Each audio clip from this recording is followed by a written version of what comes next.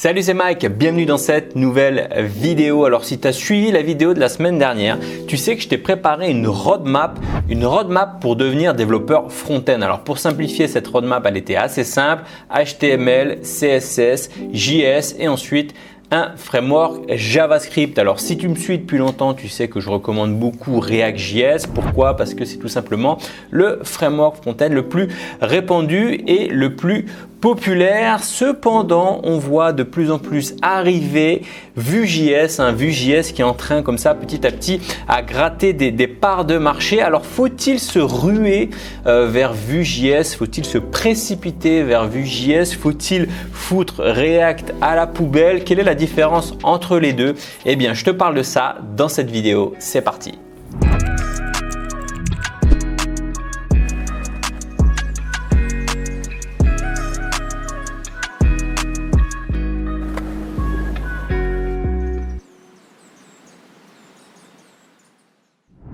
Alors juste avant de commencer, si tu ne me connais pas, je m'appelle Mike, je suis développeur full stack, freelance et digital nomade. Alors n'hésite pas ici à t'abonner à la chaîne et activer la petite cloche de notification. Alors je le répète souvent, apprendre JavaScript c'est bien, mais JavaScript sans framework, ça ne sert pas à grand chose, du moins pour trouver du taf. Trouver du taf avec du JavaScript pur, c'est assez compliqué. Alors il te faut un framework. Alors quel framework choisir? Il y en a pas mal: Svelte, Angular, Ember, Simulus, Vue, React, etc.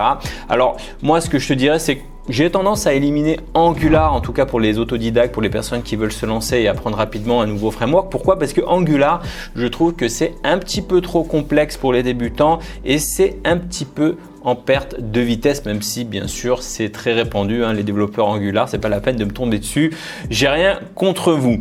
Ensuite, les autres frameworks, je dirais que tous les frameworks que je t'ai cités, Alpine, Ember.js, Stimulus, etc., c'est encore un petit peu trop jeune.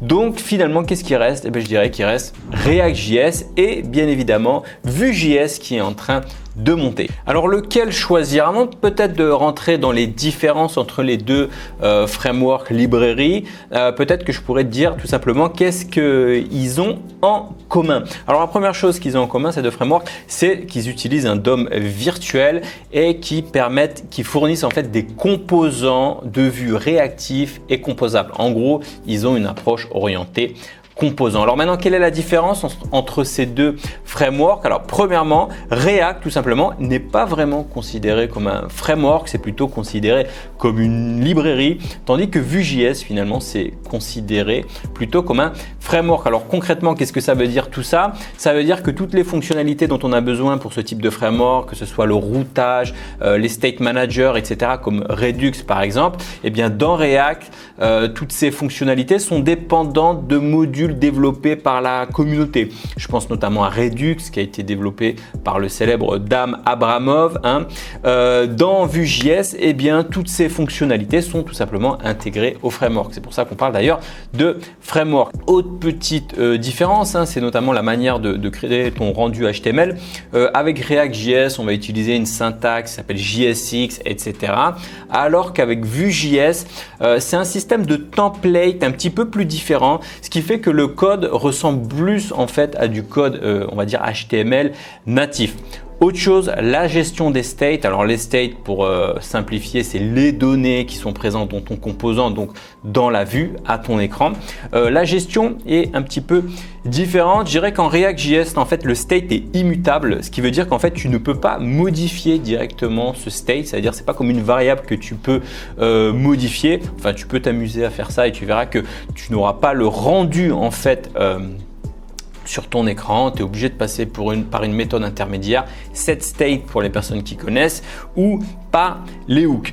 En Vue.js, c'est différent, le state est modifiable directement et surtout ce qui est intéressant, c'est que quand tu modifies ton state, le rendu se fait quasiment automatiquement. Alors ça peut paraître anodin comme ça, mais je peux te dire que quand tu es débutant et quand tu te lances dans l'apprentissage des frameworks, ça peut être un peu compliqué et déroutant, notamment en React, quand tu te mets à modifier le state et tu comprends pas pourquoi à l'écran le rendu n'est pas là, eh bien ça peut être un peu déroutant au début. Alors autre chose aussi, Vue.js, Vue.js est considéré comme un progressive framework, c'est écrit sur leur homepage, tu peux aller voir leur homepage. Ça veut dire quoi concrètement?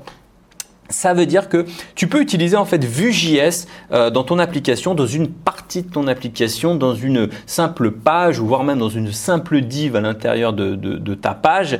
Mais tu peux aussi faire une application complète en Vue.js. En fait, on pourrait voir Vue.js comme une sorte de framework versatile, c'est ce qu'ils mettent dans leur home page. Ça veut dire qu'il pourrait être utilisé partiellement dans l'application comme une petite librairie ou comme un framework complet.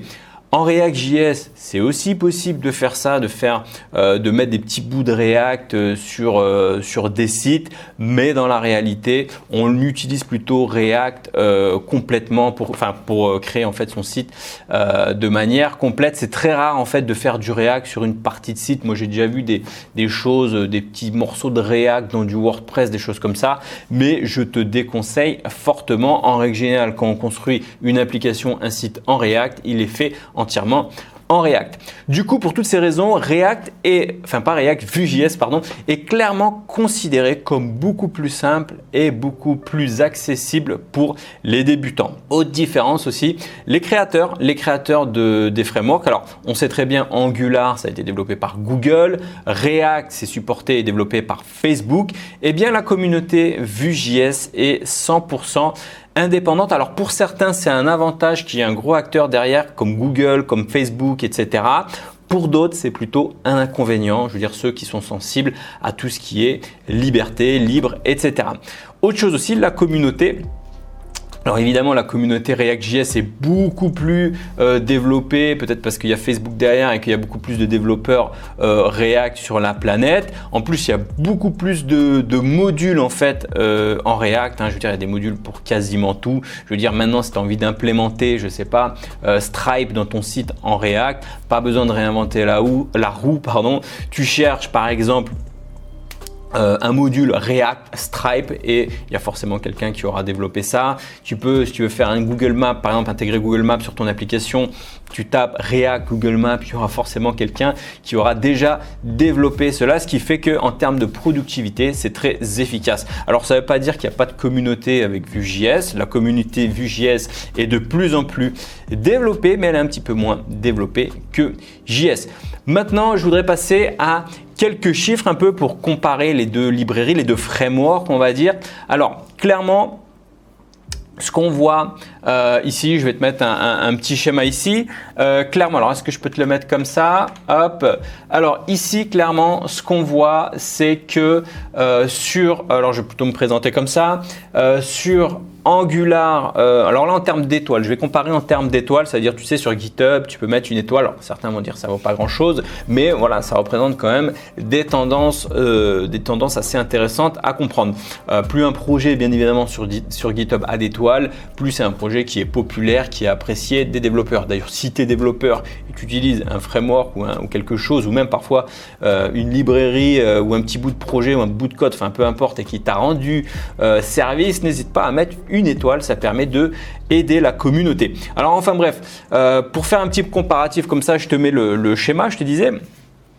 On voit clairement que on est sur React à 169 000 étoiles à l'heure où j'enregistre cette vidéo, tandis que sur Vue.js, on est pas loin des 184 000 étoiles, soit à peu près 15 000 étoiles de plus sur Vue.js. Donc clairement, c'est quelque chose d'assez populaire. Autre chose que l'on peut voir aussi, c'est en termes de download, de téléchargement NPM. Tu sais qu'à chaque fois que tu utilises une dépendance NPM, ça va télécharger la dépendance.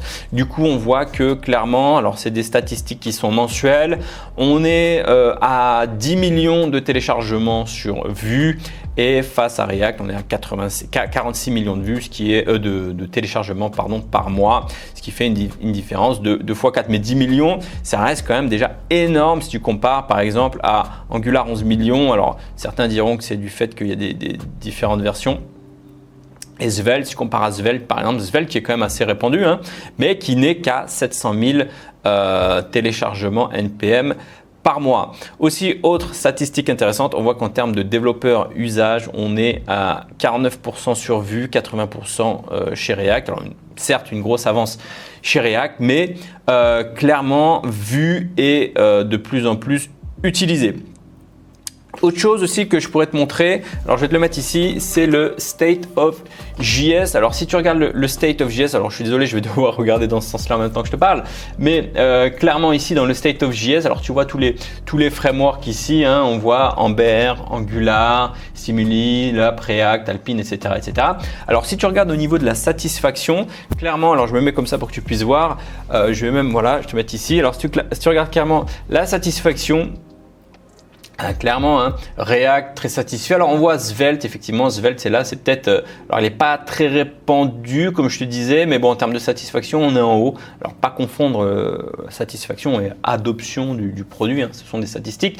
Mais clairement tu vois que React, hein, toujours très en devant, très en avant. Vue aussi, tu vois que c'est derrière et après viennent les autres frameworks. En termes d'intérêt, tu vois qu'on est Svelte toujours, tu vois, qui est en train de monter, mais Vue.js qui est même passé devant React, hein, ils se battent un peu en termes d'intérêt.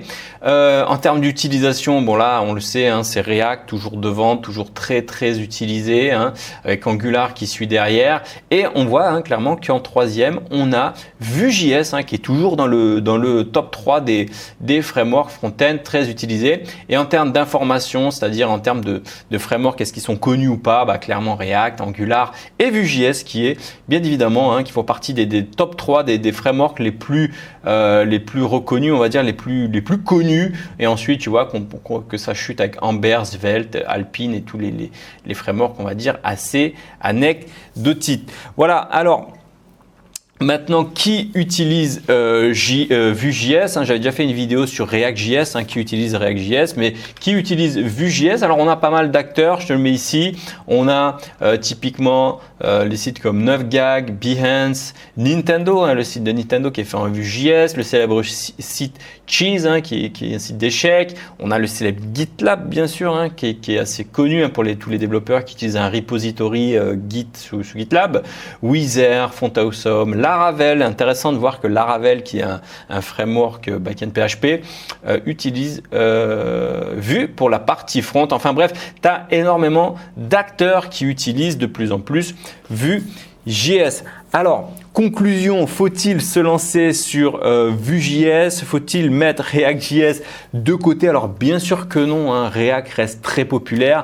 Si tu es développeur React, si tu apprends React en ce moment, ce n'est pas la peine, je veux dire, de mettre React.js de côté. Je veux dire, si tu es développeur React.js sur une de mes formations, par exemple la formation React.js entreprise, moi ce que je te conseille, c'est de ne pas switcher, hein. Je te déconseille de switcher, je te conseille de persévérer sur une seule techno, un seul framework comme React.js, hein. Une fois que tu es lancé là-dessus, il ne faut pas abandonner. Je voudrais en fait t'éviter à travers cette vidéo le fameux effet, je t'en avais parlé dans la vidéo précédente, du shiny object, c'est-à-dire dès qu'il y a quelque chose de nouveau, on abandonne ce sur quoi on est et puis on passe sur autre chose. C'est pas ça que je suis en train de te dire dans cette vidéo. Si tu es développeur React, reste dessus. Par contre, ça peut être clairement une alternative pour les personnes en fait. Je veux dire, Vue.js est en train de monter, hein. Vue.js ça commence à être de plus en plus prise au sérieux et donc Vue.js reste clairement une alternative pour tous ceux qui n'ont peut-être pas encore choisi de framework, hein, qui hésitent entre plusieurs frameworks et qui se disent voilà, qui ont peut-être une appréhension sur React et qui voudraient basculer sur autre chose. Pour tous ceux aussi qui ont peut-être des difficultés avec l'approche React.js, hein, qui peuvent trouver ça assez compliqué, ou tout simplement aussi ça peut être une bonne option pour les personnes qui souhaiteraient jouer un peu la carte de la différenciation. Il y a de plus en plus de développeurs React sur le marché, c'est normal, c'est très demandé, mais peut-être que ça peut être une occasion de jouer un peu la niche, de se positionner sur quelque chose d'un peu plus niché comme Vue.js.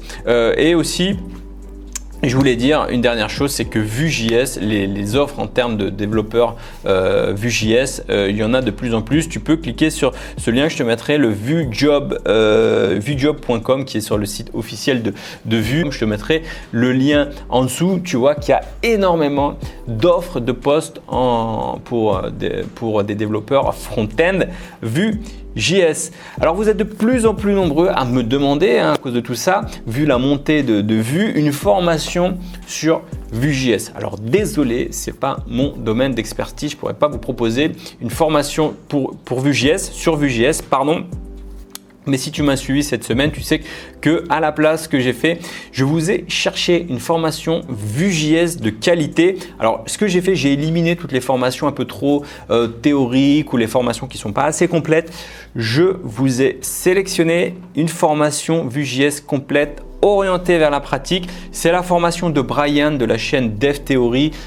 Si vous ne connaissez pas cette chaîne, vous pouvez aller voir son travail, c'est quelque chose de sérieux. Je connais bien Brian pour l'avoir invité sur le podcast. C'est un développeur autodidacte sérieux.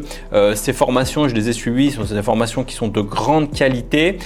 Et d'ailleurs, j'ai pu négocier pour vous avec lui une offre donc de 25% de réduction qui est valable uniquement jusqu'à dimanche soir à minuit. Alors ça dépend quand est-ce que tu vas regarder cette vidéo, mais si tu regardes cette vidéo la semaine de lancement, n'hésite pas à cliquer sur le premier lien sous cette vidéo pour voir un peu l'offre, voir cette formation, voir le détail, voire même communiquer avec Brian directement. Il a mis un petit lien pour pouvoir lui poser toutes les questions. Donc si tu es intéressé par cette offre, si tu as envie de devenir développeur front-end, c'est le premier lien dans la description de cette vidéo. Voilà, on arrive à la fin de cette vidéo. N'hésite pas à mettre un gros pouce bleu si tu as aimé cette vidéo, si ça a pu t'aider à éclaircir un peu la différence entre ces deux frameworks. Bien sûr, t'abonner à la chaîne, activer la petite cloche de notification. Et si tu veux savoir pourquoi les grosses boîtes aussi utilisent des frameworks comme React.js, j'avais déjà fait une vidéo sur le sujet, je t'invite à aller la voir. C'est une vidéo qui t'explique pourquoi toutes les grosses boîtes comme Netflix, etc.